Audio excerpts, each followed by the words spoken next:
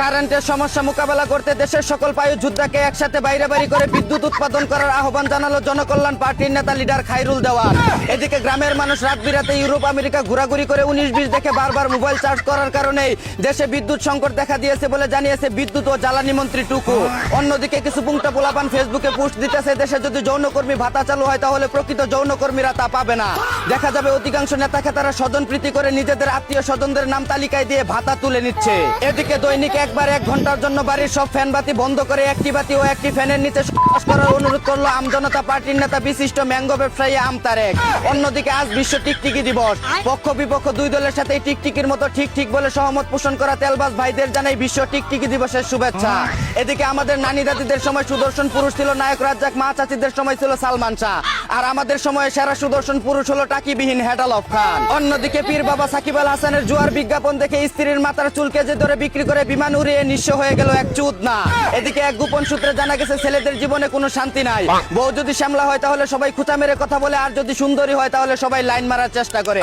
অন্যদিকে আরেক গোপন সূত্রে জানা গেছে স্বামীর পাখি যদি ছোট হয় তাহলে স্বামীরা স্ত্রীদেরকে বেশি ভালোবাসে, আর যদি পাখি বড় হয় তাহলে স্ত্রীরা স্বামীদেরকে বেশি ভালোবাসে। এদিকে টুকাই মামুনকে ললিপপের মতো চুষে খেয়ে ছেড়ে দেওয়ার পর এবার কাতারে থাকা নতুন ভাতারকে নিয়ে হাজির হলো টাকিবিহীন লিখনের বোন বুস্কি লাইলা। অন্যদিকে ভারতের প্রধানমন্ত্রী নরেন্দ্র মোদীকে জেনজি তেলাপোকারা এক দফা পিছন মারার পর এবার জেন আলফারাও পিছন মারার জন্য আন্দোলন শুরু করেছে। এইবার বুঝি নরেন্দ্র মোদীকে চুটকি দিয়ে টুপকি মেরে দেশ থেকে বের করেই ছাড়বে। এদিকে আফার 2 সন্তান চাটুকার রাশেদ খান ও বিকাশ নুরের দায়িত্ব নিয়েছে বর্তমান সরকার, জানিয়েছে লেবার পার্টির নেতা মুস্তাফিজুর রহমান ইরান। অন্যদিকে বুলেট ট্রেনে মাত্র 5 সেকেন্ডে 0 থেকে 800 কিলোমিটার বেগে গতি তুলে বিশ্ব রেকর্ড করলো চায়না, আর বাংলাদেশের ট্রেন কমলাপুর থেকে গাজীপুর যাইতেই লাগে 6 ঘন্টা। এদিকে কুষ্টিয়ায় গরুর খামারে বানানো 25 লক্ষ নকল সিগারেট জব্দ করলো প্রশাসন। সিগারেটেও যদি নকল হয় তাহলে মানুষ খাইবো কি বাঁচবো কেমন করে। অন্যদিকে অস্ট্রেলিয়ার ঘরের মাঠে প্রথম টেস্টের প্রথম ইনিংসে ক্যাঙ্গারুদেরকে 198 রানে প্যাকেট করে দিল বাংলার টাইগাররা। নিশ্চয়ই ড্রেসিং রুমে কিছু একটা হয়েছে, না হলে তো এমনটা হওয়ার কথা না। এদিকে অবশেষে জানা গেল দেশে বিদ্যুৎ সংকটের আসল কারণ। এসএসসি পরীক্ষায় ফেল করা শিক্ষার্থীদেরকে অটোরিকশা কিনে দেওয়ার কারণে সারা দেশে এমন বিদ্যুতের সংকট দেখা দিয়েছে।